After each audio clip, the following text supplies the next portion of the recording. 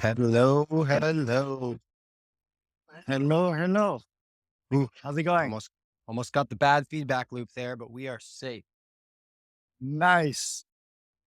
Nice, nice. I did hear it a bit though, but Yeah, we are I'll just safe. have to How's it going? edit it out. It's going well.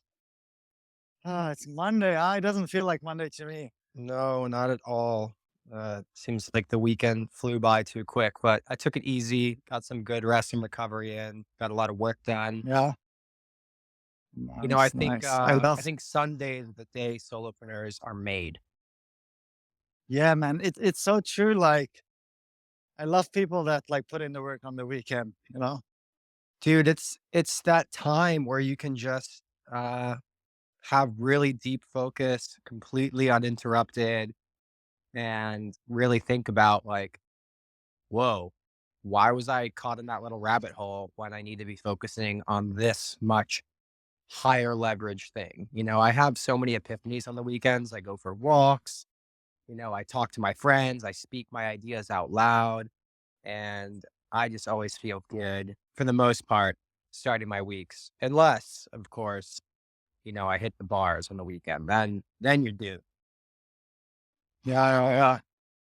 There is this famous quote, I don't know by who, but it says that what smart people do on the weekend is what most people will do during the weekdays in 10 years or something like that. Does this ring a bell? No, I haven't heard that one, but I mean, it makes sense. I mean, it So, surely so took for me a while to example, get there. Like that was true for me 10 years ago, I think. yeah, but like for example, you have all these crypto lovers, crypto nerds that were like geeking about this 10 years ago, 5 years ago on the weekend. And 5, 10 years later, it's well, not mainstream yet, but it's what most people will do during weekdays, you know? I think it was by I don't know, one of the A16Z guys. I don't know actually.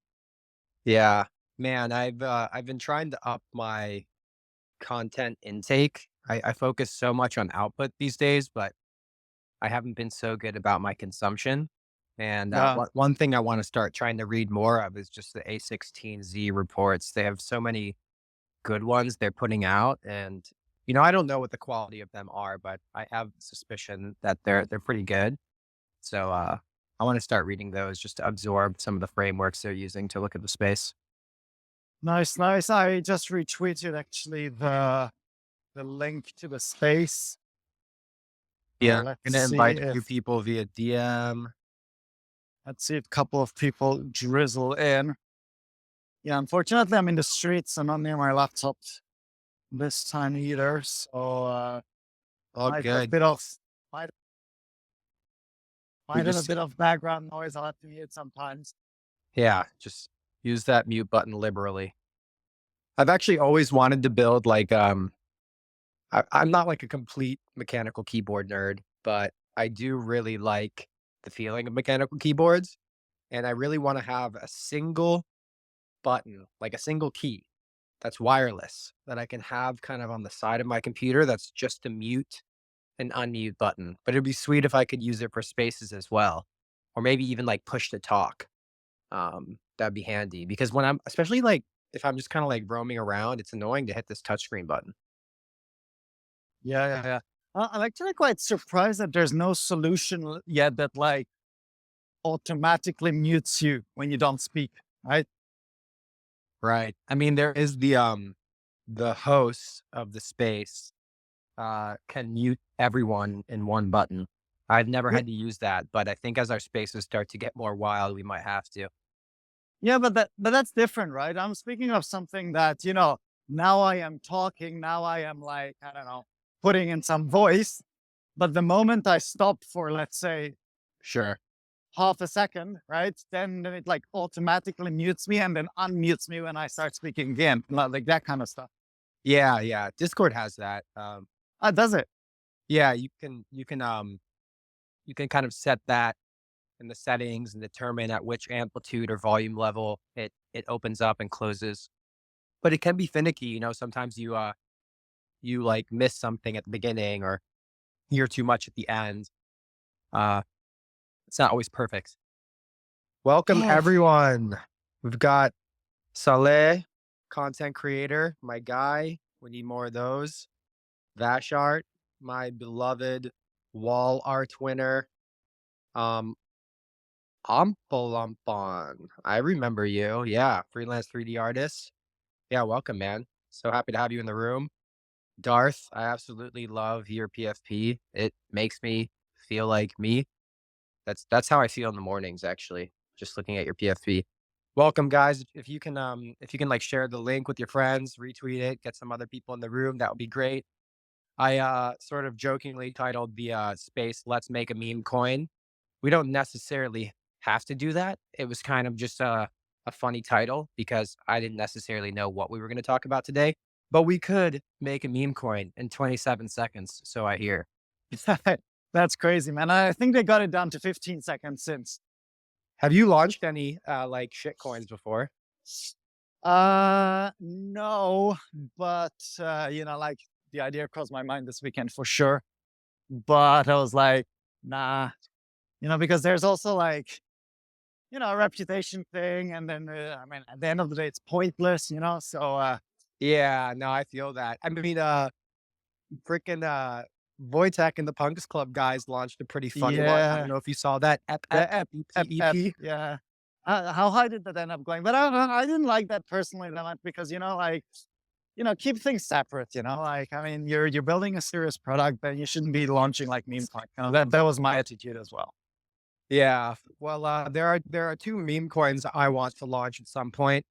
Um, but I want to make them like Monero forks, not like ERC20s, because I came up with these at dinner with my old coworkers. One is called Indognito, Oh, nice. I and like the it. other one's called Meow Nero. Nice, nice. Man, you should like reserve the domain names for those kind of stuff and the Twitter handles. That's the advice I would give you.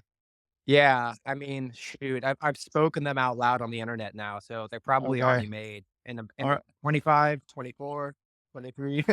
Yeah, they're gonna be made soon. yeah. Yeah. AI is automatically registering these names once you've spoken them. I know. Yeah, and generating mascots for them. Yeah, That's the yeah. most important part is like the meme itself.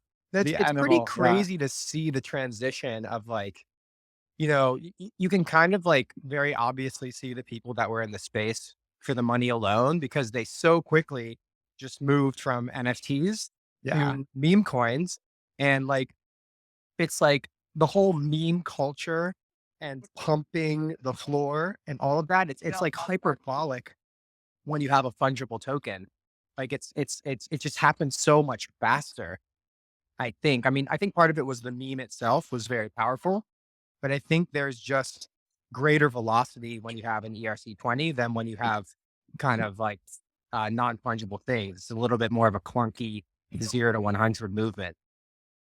Yeah. Yeah. I mean, you have entire units, right? Which are much bigger to buy. Like to buy an entire NFT is way, I don't know, clunkier, as you say, than, I don't know, buy some small shit. But like basically any shitcoin you buy, you're a millionaire, right? In that shitcoin. Right. Yeah. Oh man. Yeah. So I haven't touched any. I definitely have not touched any. But what blew my mind, I'm gonna pin it now.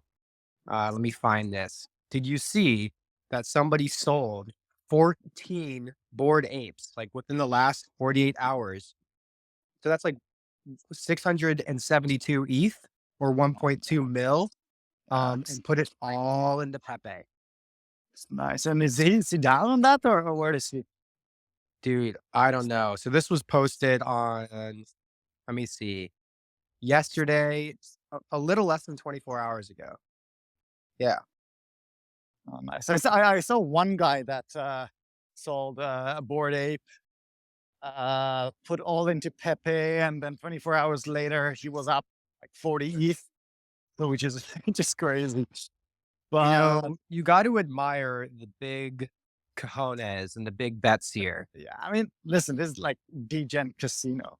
But yeah, anyways, Guys, if anyone wants to hop on stage, I think today we'll just do like kind of an open mic shitcoin, meme coin talk, right, Falco? So request a mic, and I think listen, it's gonna be hard to talk about much else than meme coins, to be very honest. Like I was refreshing all these websites, all these meme coins the whole weekend, the whole week. So I certainly have a lot of like interesting takes, interesting stories, but I'm sure I'm not the only one. So, feel free to hop up and yeah, I mean, for me, this was the first time truly experiencing the shitcoining. Like when Doge and Shiba happened, I was very much on the sidelines of this.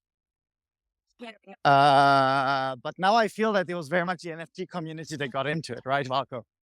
So Yeah, that's why I it felt. definitely felt different this time So around. yeah, this time it felt very different, and I felt way more involved. Basically, my entire timeline turned into just frogs, Well, right? and then I think the problem is like, uh, it appears like more people are involved than there really are because you have people like you and me who didn't actually enter the market, but we're talking about it because, Exactly. it's kind of the trends. It's the thing to talk about, but also like if you're trying to hop on trends and grow your audience and capitalize on the momentum of the social algorithms, you have a strong incentive to talk about these things, whether or not you're a holder or not. And that kind of like, it's like gasoline on the fire. It makes the whole thing worse. Yeah, yeah, yeah. And actually, I just saw Philippe amongst the listeners, but I was having coffee with him earlier today, and he told me a very interesting stat that Pepe, right? It reached about $1 billion market cap, right? Maybe a bit more. Oh yeah, in 3 weeks, faster than like anything else, right? But then there was a guy that literally went through all the transactions, right?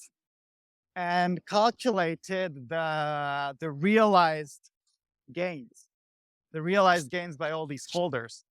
And so the market cap was 1 billion, right? But guess how much of that was realized gains? Like, just give me a number, like an estimate that you think that people actually cashed out into real ETH. I mean, does it would that calculate the losers against the winners, or we're just talking about like winners only? So that's like, let's say you buy one ETH of Pepe and then you sell, I don't know, 2 ETH, then your realized gain is it. So value created, right? So if you buy it 1 ETH and sell at 2 ETH, the value created was like 1 ETH, right? It's the delta. Right. But for every winner, there's a loser on the other side of the trade. So like, Well. Unless, the thing is, this thing grew to 1 billion, right? So the size of the balloon, we quote, it's 1 billion.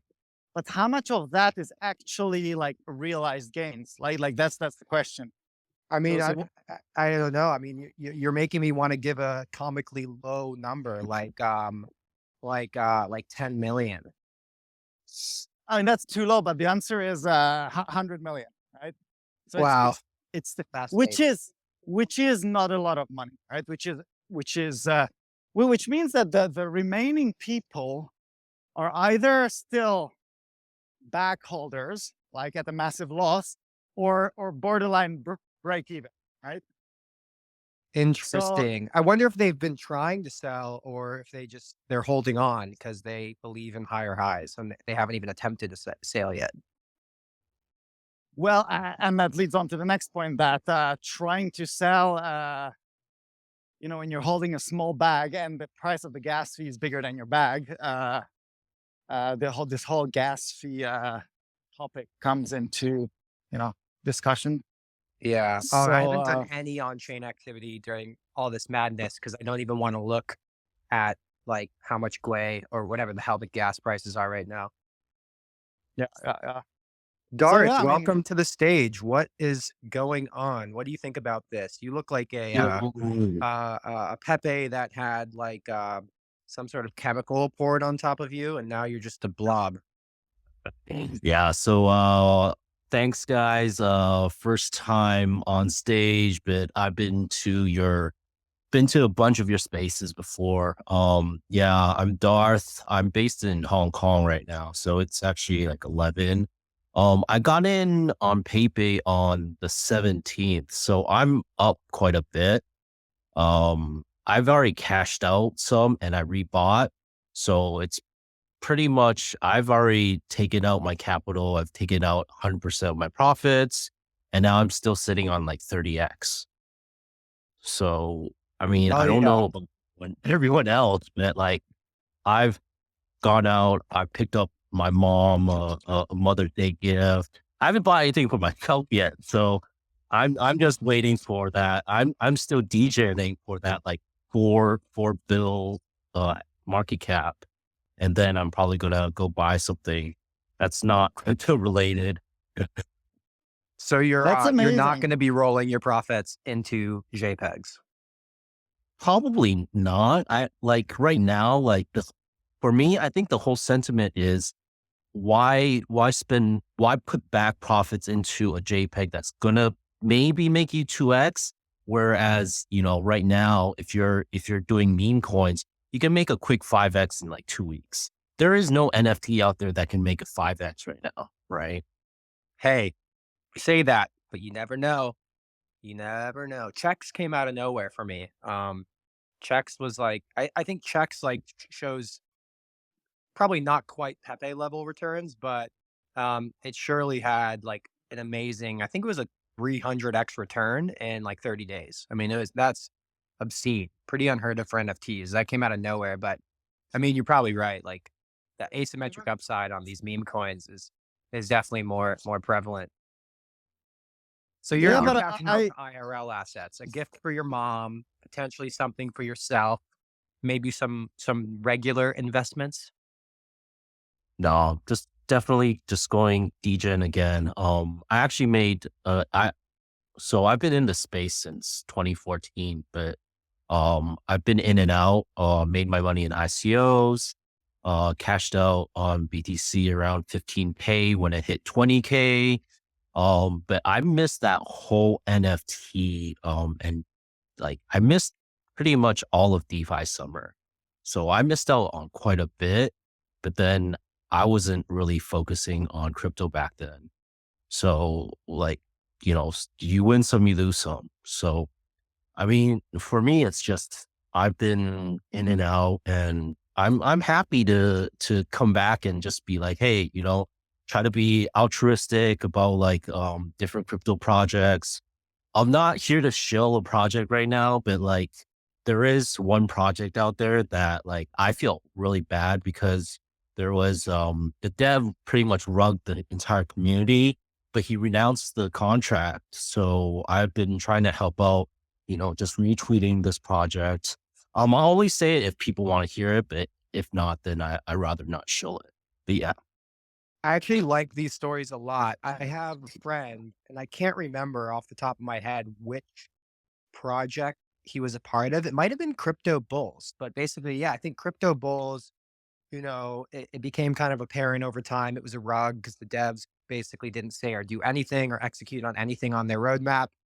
And he he got in and actually just felt really bad for the community. He's a punk holder and he has a lot of experience in management consulting, kind of a very accomplished businessman. And the community was very much looking at him for help. And so he swooped in sort of as this hero. And I believe he sort of commandeered the project and is now sort of their leader, but it is, as you said, like the devs did relinquish all of their controls and keys and all that. So it's ultimately a decentralized community, but it's cool to see these almost distressed assets where it's a decentralized community, the devs left, and now it's like, okay, well, the ship's either gonna sink or you guys are gonna start fucking rowing and make this thing work. And sometimes it works. I don't think often it does, but is a really cool like fight or flight moment for these decentralized communities to test if they really do give a shit about whatever their meme or mission is, or if they were really just in it kind of for the pump and dump money. Yeah, for sure. I mean, like this is not me trying to be a crusader because I definitely don't have the time to be doing that. because I have my real life job, and then I'm also building a NFT project, which I don't really want to. I don't feel like it's proper to show right now. But going back to the meme coins, I was doing some research today, and I'm pretty sure everyone knows Jared from Subway with his MEVs, and it was really interesting because I was looking through all the wallet transactions and whatnot. If you guys know Andrew Kang, who's REW Kang, he's pretty famous in this space. I stumbled upon that he was doing his own meme coin too. It's called Ru Ru Ino. But yeah, and he sent that out to um what is it? The guy that has DMT, dimethanol, whatever .eth. And then he sent it out to like Machi.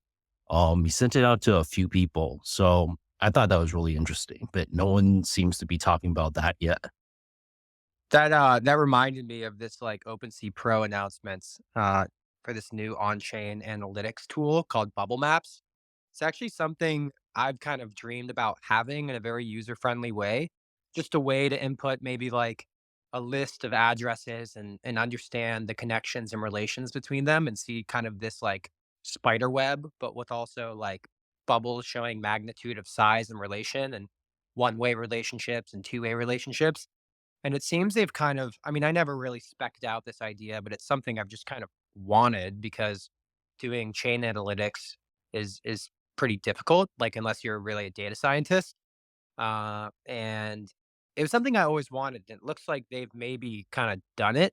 Uh, but yeah, so it says bubble maps let you connect the dots between the top 150 holders of a collection by observing on-chain relations and activities. Happy whale spotting. This is pretty cool. I don't know if you've seen this for Everpunks, but I'm definitely going to give this a little play later today. Yeah, I've seen a couple of tweets related to this, and yeah, honestly believes that the blockchain itself is a gold mine when it comes to all this analytic stuff. Another thing that comes to mind, a tweet I saw, I think it was yesterday, is someone tweeted that there are three accounts, three wallets that have made $1 million+ on Shiba Inu, and a couple of years later, $1 million+ on Pepe, right? And you have these three wallets where you can clearly see these transactions and this profit that made. And you back to ask the question, like, these are smart wallets. This is smart money, right? So Right. That's not some coincidence. that's not some random coincidence. That's some knowledgeable degen that is making him seven figures for a reason, right? And there's a distortion between what we see on Twitter with people shilling left and right, all sorts of shit, between what's happening on chain. And by the way, we spoke about this quite a lot, right?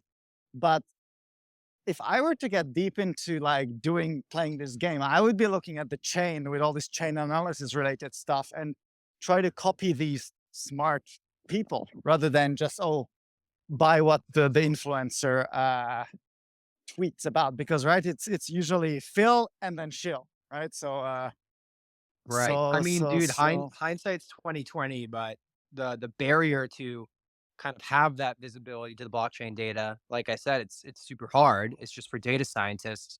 And as like folks like Seb at Zaprify build tools to make that easier, people are going to start unraveling things that happened in the past in ways like we never thought possible. And the playbooks for all of these like pump and dumps will become very, very clear. And the key players will also become very, very clear, I think, because, some will be careful with how they manage their discrete wallets and they will be careful not to move money between different pseudonyms effectively. But there are going to be slip ups and there will be bottlenecks like, oh, they're always using this exchange as their on and off ramp. And I think eventually, with these public ledgers, the truth eventually comes out. And, I think previously there was this idea that people thought, oh, we can get lost in the noise, lost in the crowd. It's like an Assassin's Creed when you go incognito, you just kind of like roam around the crowd and the guards lose you and they can't find you. But, with the dawn of artificial intelligence, I think it's just a matter of time until certain groups are able to map out the entire blockchain in its entirety and every single transaction and start like as you've assigned kind of pseudonyms to wallets with foreverpunks.com. People are going to start doing the same thing with the blockchain itself, and it's really just a matter of time, I think. Yeah, yeah, completely agree with that. And especially you mentioned AI here. I totally see that happening at scale. That there some AI tools can like map out the whole thing for us humans to read, and essentially like just read the story of how these coins are created. I do think that the really smart people they pay attention to how they move funds. So particularly speaking, Pepe, I think it was created by a bunch of very smart, sophisticated people that started the whole movement, and it's still quite unclear like who started it, how it started it, who was involved, all that stuff. But yeah, Dart, I would love to get back to you and hear kind of more your story here. Like, would you mind walking us through how you kind of found Pepe that early and like your whole psychology of the past 2 weeks of how it has been? Yeah. So, let me see. I was definitely because I kind of sound like a nerd right now, but I this is what I do on my spare time. I actually like going through chain analysis and on the so for anyone that lives in the States or anywhere else, it was Sunday, I think, was the 16th or 17th. Correct me if I'm wrong.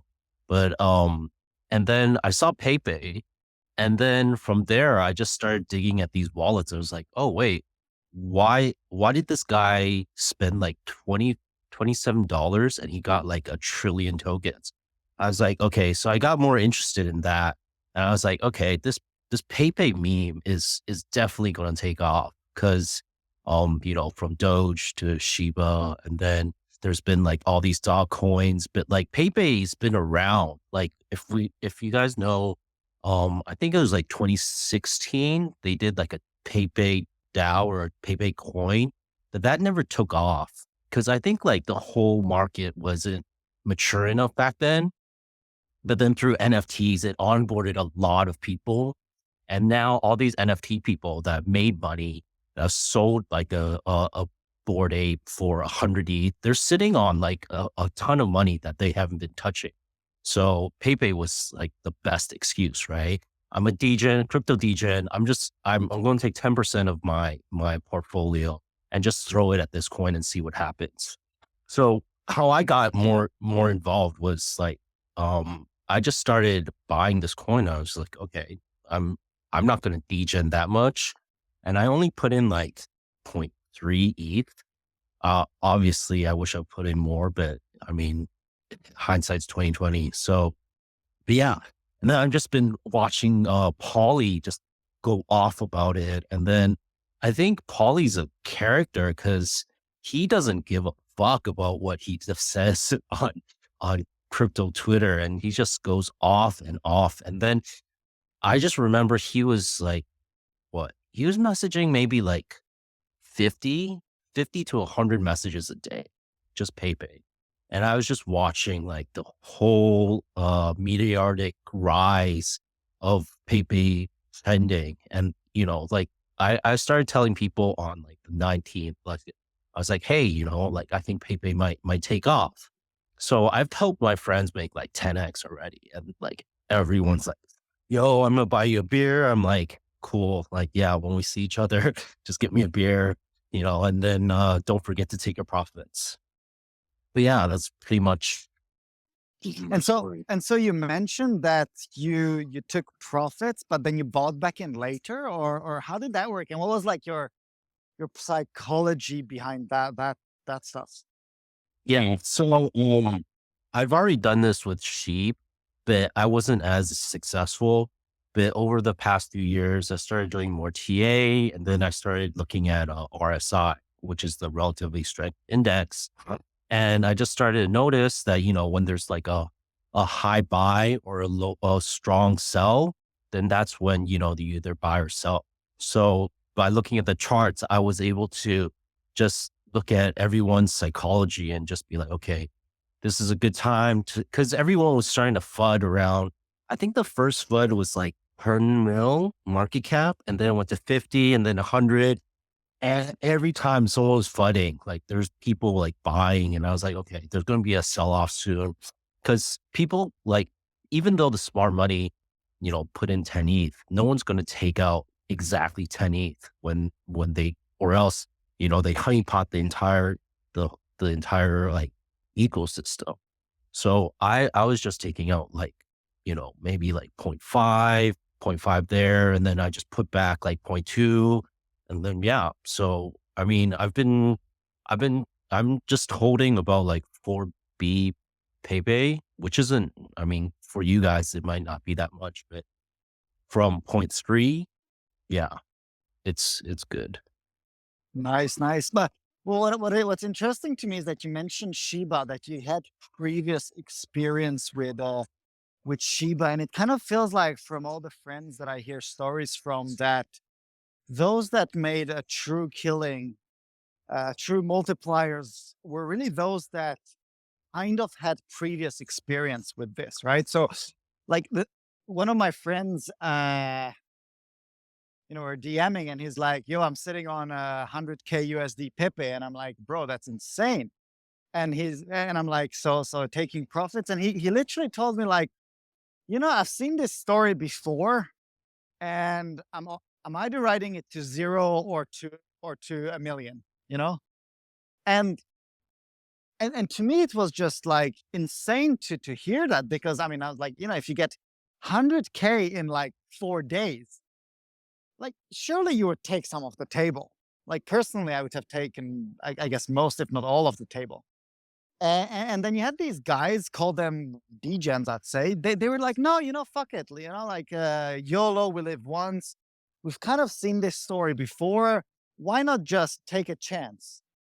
And then they did take a chance. And then of course it did a fucking 15x from there.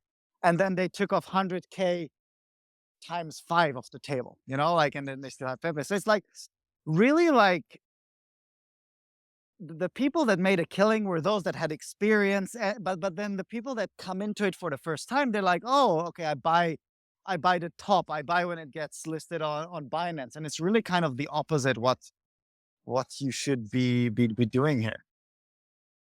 Yeah. Yeah, I mean, I always thought it's a pretty good idea to have some sort of like trade journal. I used to trade back in the day, and I would kind of write down my feelings and my sentiment on certain things, but it's especially around like when I think I should exit something, because you put in 1 grand and you say, look, once this 10x is, I'm out. And then the 10x comes around. And if you didn't write that down and you see the 10x, you might be thinking, okay, well, once it hits 100 grand, I'll get out. And your exit horizon or point keeps shifting. And oftentimes people don't even realize psychologically that their baseline has changed, and they keep like re like they keep resetting like the top of the market, and they value their portfolio kind of at its high mark, instead of remembering, okay, well, like this is where I got in, this is my profit. Last week, this is where I said I would exit. And I think it's just good to have systems like, every 2x, I take 25% out or something like that, right? But a lot of people, they kind of follow their gut, I think, in a dangerous way, and they make way too many emotional decisions here, and it just leads to people getting wrecked. Yeah, yeah. Maybe just to follow up quickly on that, like one technique could be to set like limit orders. Like for example, I buy 1 ETH of Pepe, and then I set a limit saying sell when it's at 10 ETH. However, the problem here is that this is all DEXs on chain, and I'm not sure there's real infrastructure to do that, right? Whereas, let's say on Binance, you can set, like limit orders or stop losses or how you call them. Uh, and that's not just a journal. That's actually if it hits that number, like the trade goes through automatically. I'd wish to have more optionality with those kind of stuff directly on chain. So there's like Dex tools you can set price alerts.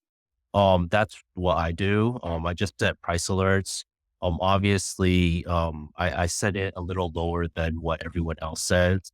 And whenever I see that, I'm just like, okay, I'm gonna sell some, and then I know I'm gonna rebuy some back in, but I buy it back at, I use my profits to buy, and then I'm still stuck with the same amount of coin that I've already cashed out. So I'm literally sitting on free money right now. So for me, it's like, okay, I can ride it all the way to the top, and then, or I can just play my strategy, which is keep taking like, 25 to 30%, putting back 10, at a dip. And then I'm still good. Right. That's how I've been trading Yeah. at Bit. Yeah, but then I would still add that, once you get an alert, there's still that human element of you have to, you know, execute the trade. And not to mention that, let's say it happens when you're sleeping, for example, right? So what I like about these limit order stuff is that, it just executes automatically, no human input required. Oh yeah, for sure. I mean, like just when it got listed on Binance, I wish, I sold a little higher, but I sold at like, I think it was like 0.53 and it hit point 0.4. So, I mean, obviously I wish I sold higher, but like I wasn't thinking about moving like PayPay over to Binance and being like, hey, like CD, just take my money and I'll see you on the other side. But yeah, I think any sexes are always a good way to, if you want to be smart about how to do your trade, that's a good way. But I mean, I've been burned. I've sold like all of my coins before and like see a 40x, and now I'm just like, I'm older, wiser, and now I'm just, just take profits whenever, just take them off the table. It's like going to a casino, right? If you go at blackjack table, you start winning money, you start putting some like the chips in your pocket, and you're like, oh, I lost it all. But then you're like, oh shit, there's like 3 grand in my pocket. Yeah, yeah, yeah. Also, this reminded me of, I'm sure you remember Valco when punks went vertical back in the days when there was the Visa announcement, like floor went, I think, from 25 to 150 It within, was I don't know. almost $500,000 floor. Exactly, right? And I remember like sitting on the punk and I was like, fuck man, I'm never selling this, right?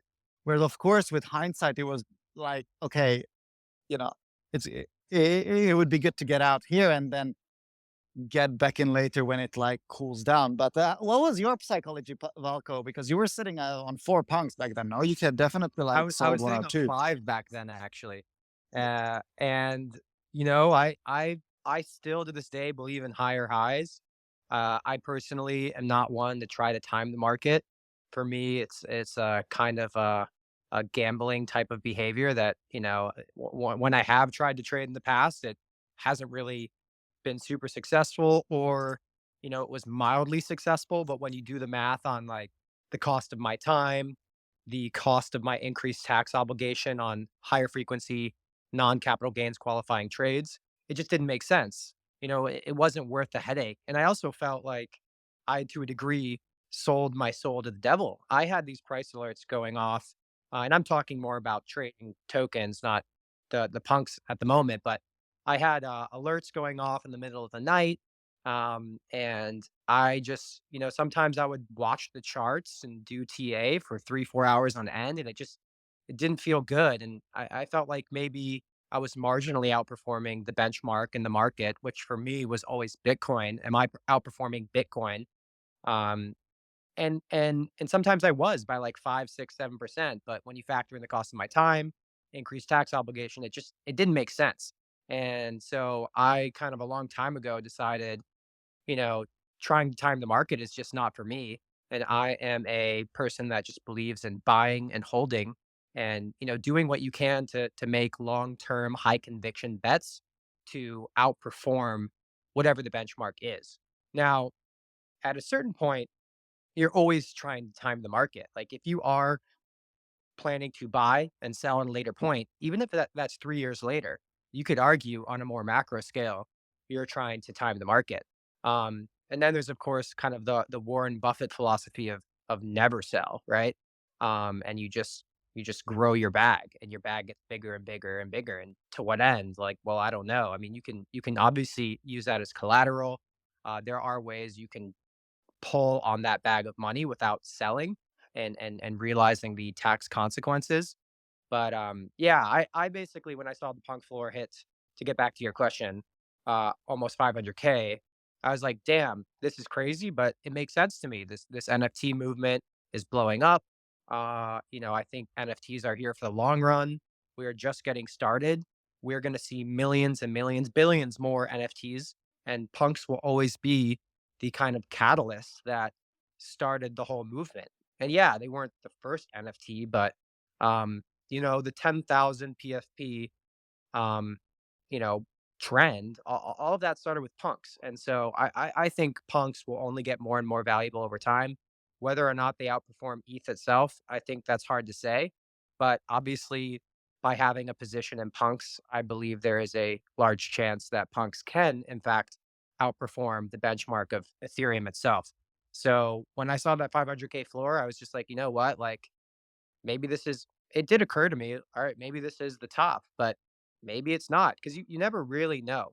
And I think Pepe shows that in a really nice way. It's like just when you think the top is in, it goes for another big green candle, and you're like, well, what the hell?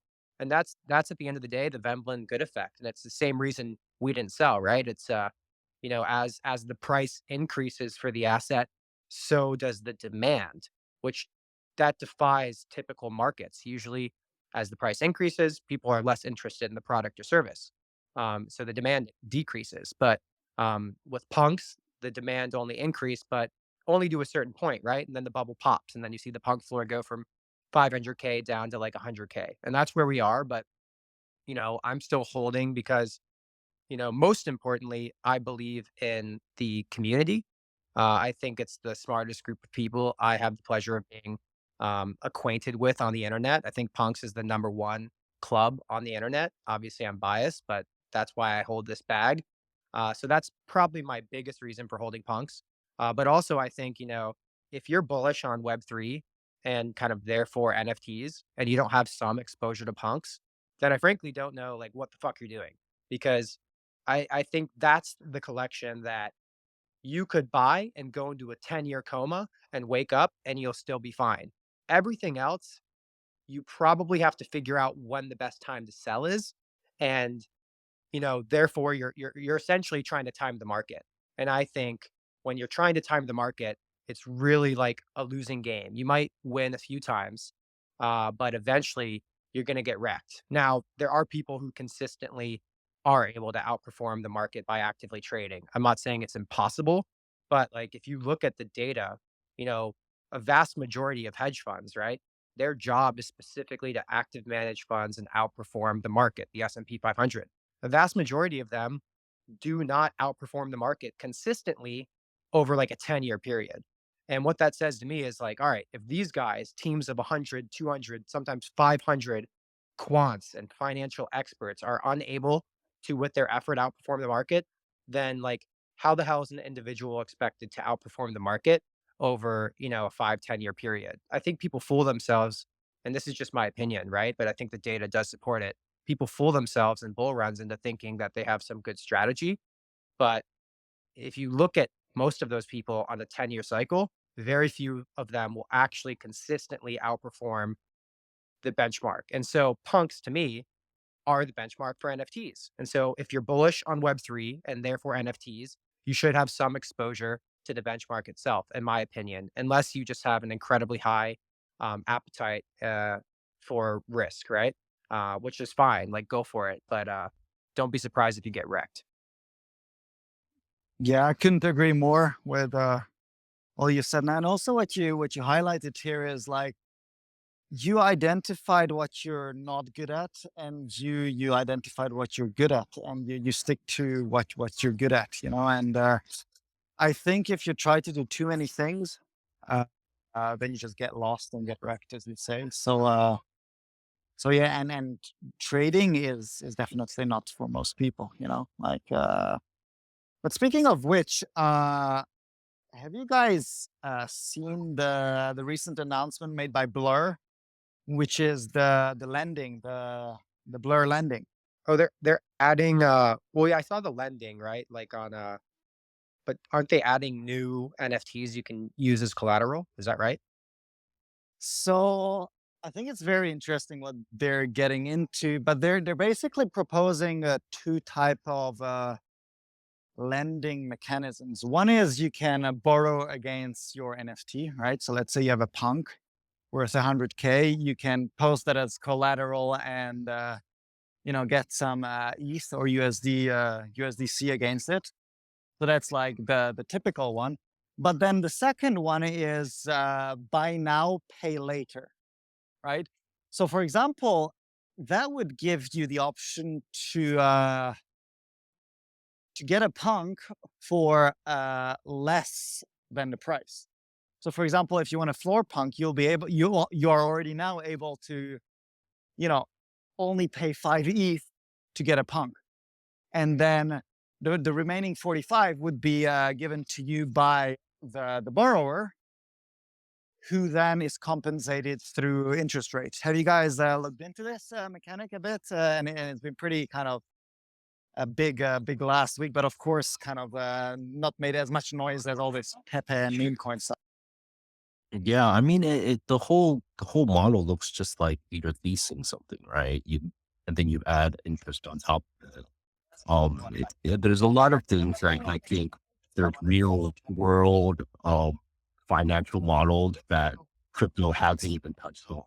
So like this is a game changer, but at the same time, it's meme season, it's shitcoin season right now, and the people that haven't been into token, like not NFTs are tokens too, but like when you have like, 4 NFTs that are worth, 500 ticks, 500 grand, whereas you can have like 1 billion tokens, easier to sell like 1 million tokens there instead of selling an NFT. So, I mean, it's two, I feel like it's two different, psychology, for different types of traders. So, but yeah, I think Blur's got some cool ideas ahead. Yeah, I mean, I think it's neat. It's like more financialization of NFTs, very similar to a mechanism humans are familiar with you know, mortgages, right? But the thing that always gets me is, real estate has uh, a lot more stability generally than JPEGs. I mean, obviously, we've seen tons of real estate and housing crashes. But if you think about the risk profile for the lender, uh, when they're lending the money for somebody to buy an NFT versus a home, it's very different. The value of the collateral of a home is a lot more robust and reliable than the value of a collateral of an NFT. Which is why I think, and I haven't spent much time on Blur because again, I don't really actively trade. I personally don't, it's not my strength. I don't believe in it. I don't think most people should do it, frankly, because I think it's basically gambling for 99.99% of people. But from what I do understand, looking at Blur, they're curating which collections qualify as collateral for these types of NFT financializations or NFT mortgages, if you will. And so the tweet I pinned up above is a little teaser that they posted on Cinco de Mayo, saying on Monday today a new collection would be coming to Blends. So I'd be curious to know. I mean, I don't think that's announced yet. Maybe I should go check Blur. But if it has, I'd be really curious to understand how they're determining which NFTs qualify. Yeah, let It's me jump in. Quickly here. There was a really good episode on one of my favorite podcasts called Empire. where Pac-Man, the Blur CEO, gave an interview. And the reason why they started with three collections, being Punks, Azuki, and Milady's, is firstly because they wanted three different price points, right? 50 ETH, 15 ETH, and 3 ETH. And second of all, which more importantly, they wanted to start and have a lot of liquidity, right? Because if you start with a small amount of collections, then the liquidity is concentrated around these collections, right? And so the reason why they're going to add collection by collection, bit by bit, is because they want to have, enough liquidity, right? If they would start by adding all collection, then all the liquidity would be dispersed. So all the borrower liquidity would not be what's the Yeah, word? that makes sense. So I would definitely, maybe I'll find the episode and pin it, but I would definitely recommend, giving a listen to that episode. Santiago, a fellow punk, was the guy doing the interview. He runs the episode as well. And Pac-Man comes across as a really smart guy. Oh yeah, Uh, he's a MIT alum. yeah, and Y Combinator alum as well. And, real right bell curve stuff in that episode. So, if you're into, podcasts and NFT kind of stuff, I would definitely give that one a listen. Yeah, But no, yeah, send that to me. I need some more ammunition for threads this week, so that would yeah, be a no, good one. that one I recommend to everyone. That's a gem. But the speculation on the upcoming collection is DeGods. I'm not Ah, sure, but that's the speculation. yeah. Oh, that's a good transition. There was a big Utes update. I haven't read it yet. I don't know if anybody else has, but getting back to the blend thing, I would just be really curious to understand. I understand what you're saying, which is they're picking the NFTs with that one provide a diverse price range, but also have a lot of liquidity, which totally makes sense. But I would like to understand, basically how like quantifiable versus like subjective is that process, or how decentralized is it? Because there's a lot of basically insider trading that could be done based on that information. And I think the dream would be to kind of decentralize that decision making process. Like if I were working at Blur, I would want to work towards, okay, how are we going to let the community decide which NFTs are posted to this in like a decentralized way? How do we curate the collateral um, in a fair way so that there's no insiders or people with quote God mode. Yeah, definitely a good point. I mean, of course, now it's a centralized team deciding, but I mean, hopefully at the end of the day, all collections will be like most collections will be up there. Right. I It should tried. be just like permissionless at the end of the day. I pinned the youth thing, by the way, just to play off what you were Uh, saying. yeah, and I pinned the podcast episode. So yeah, it's the second pinned tweet. But yeah, give it a listen. And but it's definitely good to see, like the builder side of things. And I have to be honest, last week I was a bit sad to see crypto Twitter all about, meme coins and like all this at the end of the day, there was a really good thread by Zeneca, and I will find it and pin it as well. But he said that meme coins are all about you are the exit liquidity, right? That you buy a meme coin with the intention of selling it higher to someone else, right? And I really had the feeling that as crypto and NFT people, we can do better than this. But yeah, personally, I'm hoping that we'll get over this season and then get back to our beloved JPEGs and building stuff. Yeah, I saw that thread and I agree with what he's saying. And I also felt sad. But at the same time, it's not like black and white, what is a game of greater fool's theory and what is not. Like you can make an argument for the entire world and all assets ever are just a big fat game of greater fool's theory. But then you can double click and say, well, there's actually reason to like own this thing and hold it for the long term, not just because you can sell it to somebody at a higher price later, which is generally most people's motivation, but, certain assets obviously are cash flow producing assets, or they have real, hate to say the word, quote, utility, in the form of maybe it's governance or, who knows, right? So it's like a sliding spectrum of like creator fool's theory or not, but I think it is obviously like we are at one far end of the spectrum with meme coins where it's very clearly like there is really no long-term reason these things should exist. Like they're not here to become the next Bitcoin or Ethereum. They just live on the Ethereum network as some other coin for people to like, dick around with. But as crazy as it is, and as much as people want to kind of censor or control these markets, sometimes I have the approach that if we just let meme coins run rampant like this, eventually people will just learn their lessons. If you live in a world where people, um, meme coins, we protect people from meme coins. Then when the meme coins eventually get out, people are fooled by them. But in a world where these meme coin scams are rampant, they're running left and right. Similar to how there's just infinite NFT projects, and people have kind of learned, well, when I mint one of these, it's like kind of dumb. I think people will start to learn the same lesson here, and eventually, it's up to the consumer, in my opinion, to manage risk for themselves. So I kind of like I'm not opposed to the meme thing existing.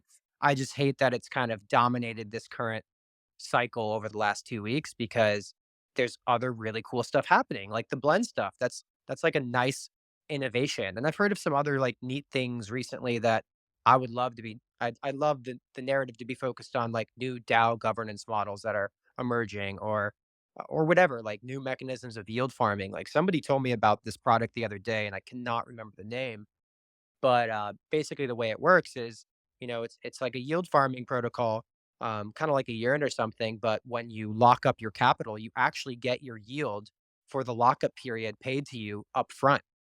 And I was like, "Oh, that's cool." I cannot remember the name, but it's like, okay, you could deposit, 100 ETH, and you're gonna get, like, 4 or 5% yield on that paid to you just upfront, off the bat. You can't pull your capital out for a year, you know?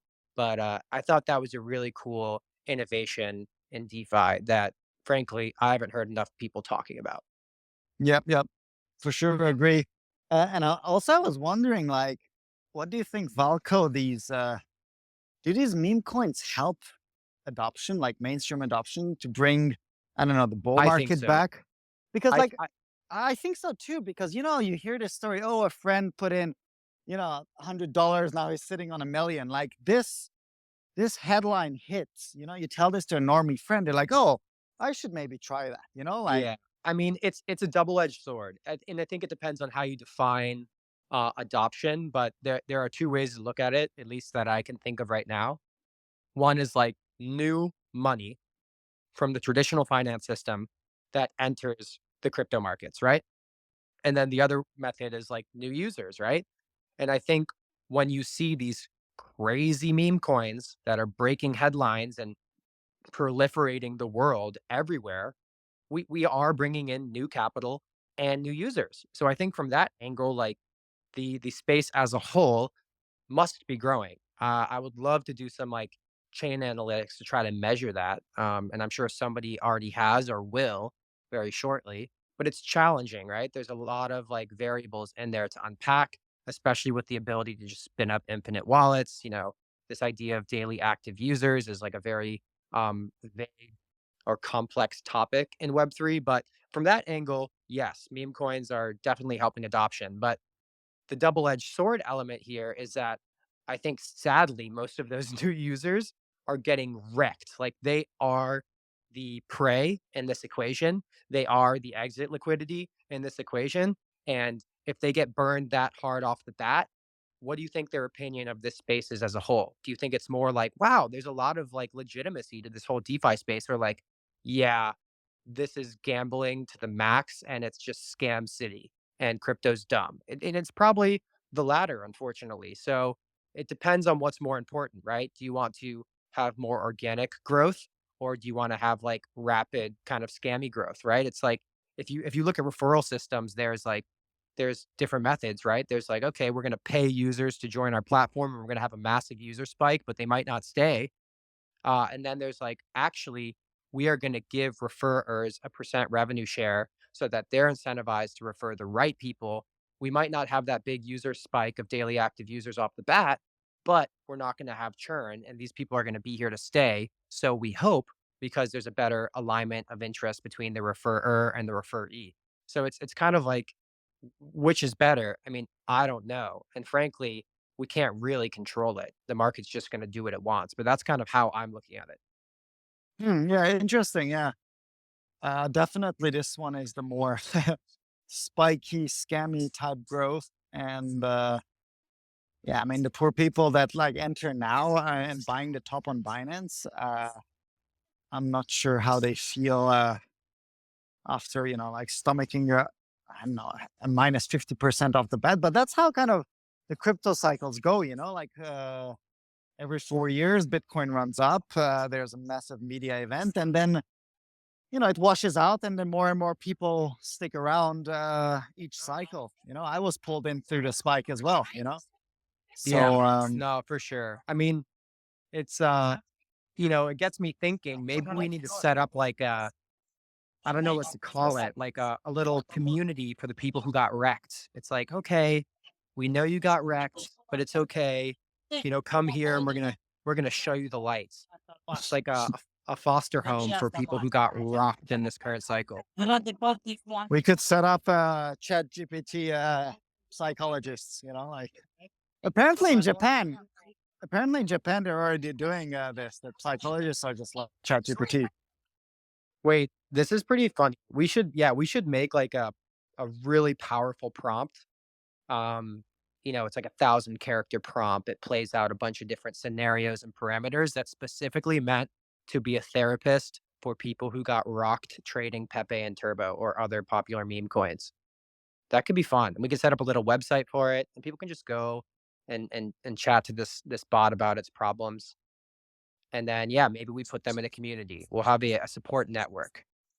I mean, listen, on the long term, and not just for these meme coins, but I think psychologists and these AI systems that listen to you and like get back to you with coherent thoughts, coherent feedback, and serve as a psychologist will definitely gonna exist, and I think already exists today. So it's gonna be a weird world what we're going to live in. I think with the upcoming AI improvements for sure. But yeah, Velko, listen, we're approaching an hour. If anyone wants to still hop on stage, feel free to request the mic. Maybe if you want to share a couple of thoughts that popped in your mind across all this meme coin and I don't know, Blur and AI chat debate, feel free to do that. Other than that, Valko, maybe you have a couple of more thoughts. Not really. I think we made some good rounds today. Talked about some meme coins, talked about Blur and Blend, you know. I think one thing that is definitely accumulative uh, is experience. Like I personally didn't make any money off meme coins, but I promise you, I learned a lot just by following, by understanding how these things work. You just learn a lot. Yeah, I don't know if I like what I've learned though. I feel like it is a poor indicator of the way people think and human psychology.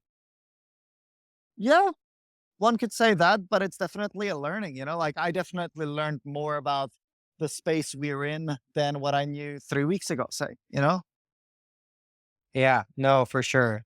I mean, it's just been hyperbolic watching these meme coins take off versus how NFTs took off. Like it's really just a completely different ball game. It'll be interesting to see how long this goes on for. We've got that guy who posted the thread of how to make a meme coin in 27 seconds. We've got thousands of new meme coins launching a day. But it'll be interesting to see how long this meta lasts before people are like, okay, like we're bored of this. Let's go back to Yeah. whatever. What I don't know what the next season will be. Is it going to be JPEGs again? Is it going to be Bitcoin Maxi season? Is it going to be Layer 2 season? I mean, This who is going to knows? be a But massive dump.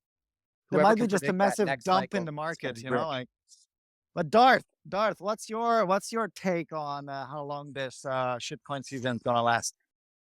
So I mean, I told everyone like after maybe I have no idea what's going to go on. But then what's been interesting is I don't know if you guys been looking at Bitcoin BRC20.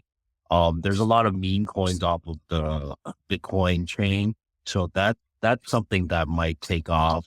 And another thing is I was just in like this Chinese Twitter space earlier, and they just launched their own meme coin, and it literally there's this huge green candle, and what they're doing is they're just setting up MEVs for anyone that wants to buy. So there's a lot of traction going on with there. So that could be something that people might start doing too, which is set up a meme coin and just copy what Jared from Subway did and just just start printing your own money.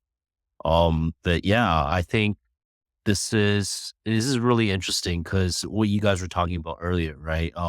Every 4 years, I mean, I came in right when BTC hit 1,000 and then went down to 200. I was like, oh my god, I just got scammed. Um, I stole pretty much most of my BTC back then because I was just like, oh, I don't want to do this anymore. But regret it every day. But yeah, I think this is the start to something, right? Because 2016 you had your ICOs, and then 2020 was DeFi summer. So if you're looking at it, the pattern is every 4 years. We're on our third year now, so maybe something might happen this year. I don't know, but summer's coming around and summer's always a good time to make some money, right? Yeah, no, I'm always cognizant of like the macro cycle of the halvening. Like we've only had so many halvenings to be fair, right? Like I forget the number, but like we're on like number 2 or 3. Like I forget. But the next one's coming Mhm. up in like a year ish. And Yeah. that tends to obviously influence Bitcoin. And I think Bitcoin tends to influence everything else. Like everything sort of has like a beta or correlation to um, Bitcoin in my experience.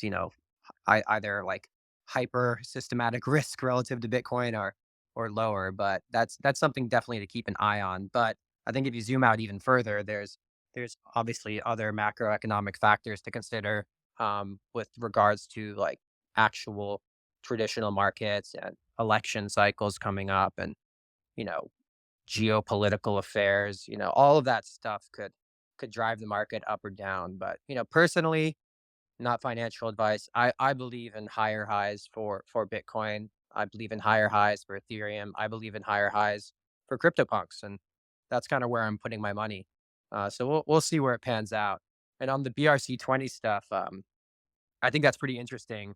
Maybe that's a good topic depending on where things are at. Maybe Forever Punks, that's a good topic for Thursday. It would be fun to get Leonidas up in here too because he's a good friend and he's obviously a historical NFT god and legend. But he's also a big ordinals and kind of like inscription maxi. And I think there's a lot to unpack there because that ecosystem is just growing. It's getting easier to interact with. The number of like ordinals or inscriptions done a day is just like increasing massively. And the one thing I like to think about, and this was kind of shared with me by a friend in Zen Academy, is eventually we talk about how like these ordinals will take up the whole network. Every sat will have something inscribed to it, and that's going to take a really long time.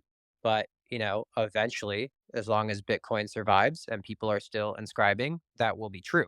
And when that is true, um, your gas on the Bitcoin network will literally be paid with ordinals, which I think is pretty funny, um, especially if you don't have control over what those are, which is really interesting thought exercise.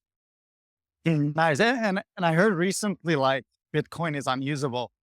because of the high transaction fees, and even Binance, they stopped withdrawals and stuff because of the bloating of the network. So yeah, listen, that could be a good topic for Thursday indeed. Let's have a think and see where the market is by then.